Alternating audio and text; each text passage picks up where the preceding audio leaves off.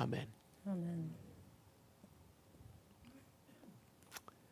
Friends, as you know, we spend the months of July and August hearing from members of our Betham community. This year, we've asked folks to share their Jewish journeys with us, however they understand that, helping us see how being Jewish, being a member of Betham, intersects with their lives and their work. And what we love about our Betham community is that everyone chooses to share that information in their own unique manner. This week, we're honored to have Jonathan Leff as our speaker. Jonathan, Mary Beth, and their children have been part of Betham for many years.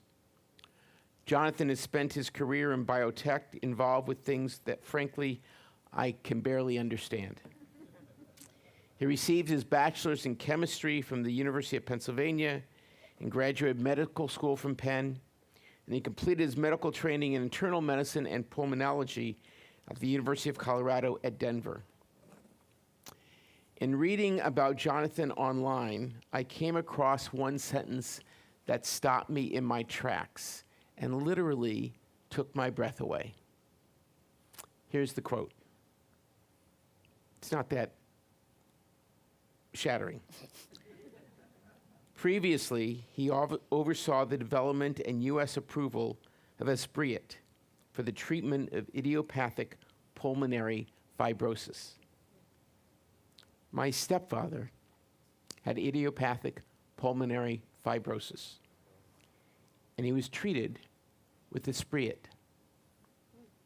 And I guess I have Jonathan to thank for the extra years that I had with my stepfather. We never know where our journeys will take us. Please join me in welcoming Jonathan.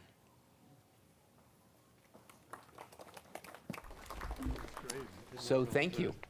You were right at the bar mitzvah year. We went to San Diego for 2 years. Thank you, Rabbi. Shabbat shalom. Shabbat shalom. Hi, my name, as you heard, is Jonathan Leff. I was asked by Rabbi Nemitov to discuss how my career has been informed by my Jewish journey. At first, I thought I'm a Jewish doctor from New York City.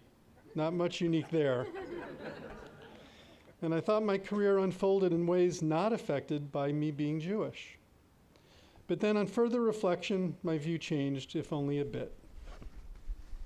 I was born in New York City in a Jewish household. My parents were first-generation Americans, with my grandparents from Eastern Europe. My maternal grandparents were notable. My mom's father, Joseph, my grandfather, had a fascinating life. When his mom was pregnant with him, the family moved from Poland to Glasgow, Scotland. So Joseph, my grandfather, was born in Scotland and grew up and became a captain in the British Army. He fought in the Battle of the Somme, which is the bloodiest battle ever, he told us. 20,000 people died in that one day. And he had shrapnel wounds that he would show on his legs to prove it. After World War I, he joined a brigade of Jewish British soldiers that I didn't know existed, and was deployed to Palestine under the command of General Allenby. While there, he became friends with Lawrence of Arabia. He would tell stories of Lawrence beating him at chess and then turning the board around and beating him again with the losing hand. Eventually, he became a judge in Palestine and learned Arabic and spent some years there. Meanwhile, my mom's mother, my grandmother Evelyn, was a first-generation American nurse and Zionist. And she traveled to Palestine with Henrietta Zold to found Hadassah Hospital. I actually saw her picture in the hospital lobby when I was there in 1984. Joseph and Evelyn met and married in Palestine sometime around 1920 or so. General Allenby was their best man. Lawrence is probably at the wedding. I don't know that for sure. And after some years, my grandmom convinced Joseph to move to America, where he became an insurance adjuster for Lloyd's of London, the big insurance company. His specialty was great racehorses like Citation and great works of art. He was British to the end, quiet, dignified, but did not speak much. I was a young teen, too caught up in my own life to realize what a special life he had led, and he could have regaled me with amazing stories. By the time I knew him, though, he was retired and rarely spoke of his past. I regret not pestering him for stories. The stories he could have told me were amazing. Anyway, over to my dad's side. My dad's father, Louis, arrived in around 1905 from Ukraine/Russia. He was dirt poor, went door to door collecting payments from people buying furniture on credit. They lived in the Bronx. My father grew up determined to be self-sufficient and successful, a Jewish value I now realize. So my mom and dad were both born and grew up in New York. I too was born in New York City. And at age 4, my dad, by this time a Harvard-trained lawyer, moved us to Beverly Hills, where he became an entertainment lawyer, an agent. My mom did not take to LA, and at age 8, after they divorced, she moved my sister and I back to New York City. My dad remained and remarried to an entertainer and remained in LA for 50 plus years and joined Temple Sinai. I became a Dodger fan while I was in LA. Sorry about that. It turns out that ages 4 to 8 are your baseball formative years. Back to New York, I became bi-coastal, growing up in New York City, but spending holidays in California visiting my dad, my stepmom, and my 2 half-brothers. My mom remarried a lovely man, David, who had 4 daughters around my age. David was quite religious, and we had a nice, observant, religious household. I became a bar mitzvah at Temple Rodef Sholem on the Upper West Side of New York, where Jonathan Prosnitz's father was actually a rabbi, although that was after my time there. After my bar mitzvah, I remained in the confirmation program and then the Temple Youth Group, where a young rabbi by the name of David Saperstein was our youth group leader. Judaism in the Jewish community was a safe place for me, where I found companionship and continued connection to my Judaism. Off to college in Pennsylvania, I eventually went to medical school, also in Pennsylvania. I then traveled to Denver, Colorado for my residency in internal medicine and my fellowship in pulmonary medicine, that is lung diseases, and critical care medicine, ICU medicine. After practicing for 10 years in Colorado, I was convinced to join the pharmaceutical industry to help develop new drugs. To do this, I had to move to New Jersey. People would come up to me and say, I'm in Colorado now, remember. They would come up to me and say, Jonathan, people move from New Jersey to Colorado. They don't move from Colorado to New Jersey. You got that backwards. Well, Merck would not agree to relocate their corporate headquarters to Colorado. So I joined Merck in Rahway, New Jersey in 1994. Merck was the most admired company in America at that time, not just among pharmaceuticals. Walmart was number 2, Rubbermaid was number 3. I thought I hit it big and I would retire at Merck 30 years later. It was an amazing company. Well, it didn't work out that way.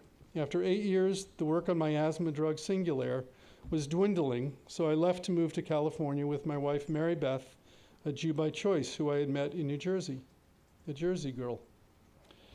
I joined Amgen, a big biotech company in Thousand Oaks.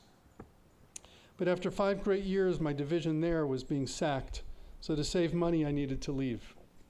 As it turned out, I would have a total of 8 jobs over the next 25 years at pharmaceutical, biotech, and investment companies, developing various new drugs or investing in new companies to develop new drugs. Some I'm sure some of you may have taken, such as Esbriet, and that warms my heart. It really does. That was an incredible mission we were on. There were no approved drugs for IPF until October 14th, 2014, when that drug was approved. Rather than treating perhaps a few thousand patients directly in my office, I have indirectly treated many millions. Not what I had planned for sure as a career when I just got out of medical school, but what a great ride it's been. In my many stops, such as Philadelphia, Denver, New Jersey, San Diego, Los Angeles, and now Menlo Park for the last 18 or so years, I always joined a Hillel or later a synagogue to feel part of the Jewish community. I may not have always been super active, but it felt good to belong, and that comfort was meaningful. In some locations, temple was a bigger part of our life, others less so, but it was always there, particularly in smaller congregations like Adat Elohim in Thousand Oaks, where we got to know the clergy well, made many friends of the congregation. We joined committees, became quite involved. It was very gratifying for temple life to be a big component of our overall family life. We also really enjoyed our time at Temple Solel in San Diego when we were there for a couple of years. We've been members at Beth Am now for, you were right, 13 years. This is our bar mitzvah year because I forgot we went to San Diego for 2 years when we first came back here. And Beth Am became even more important when we had our twin girls, Lucy and Sophie. We expected to be here for a while, so we enrolled them in Sunday school. Ultimately, they were bat mitzvahed here, overseen by Rabbi Prosnit. Lucy was confirmed here as well and was deeply moved by her civil rights trip to the South with Rabbi Heath, as well as the Beth Am trip to Washington, D.C. as well.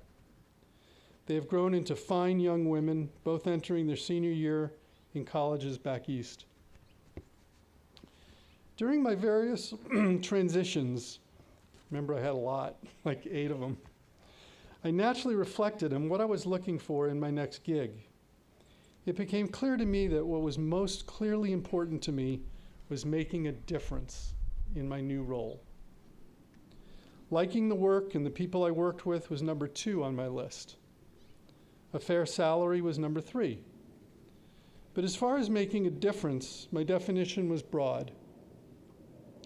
It could be mentoring younger professionals and making a difference in their life. I've had the pleasure of mentoring probably 50 people over the years, some for a single session, some for many years. It has been gratifying to see them develop over time. Other ways I can make a difference could be improving a process at work, figuring out a way to get Esprit approved, for example, because we were rebuffed by the FDA 5 years earlier. It could be a new idea to accelerate the development of a new drug. It could be making the work environment fun and productive. But in some way, making a difference was what drove me then and drives me today. And there were innumerable instances when I believed I actually was making a difference, big or small. And as I prepared for these comments tonight, I thought, well, what is making a difference, if not tikkun olam?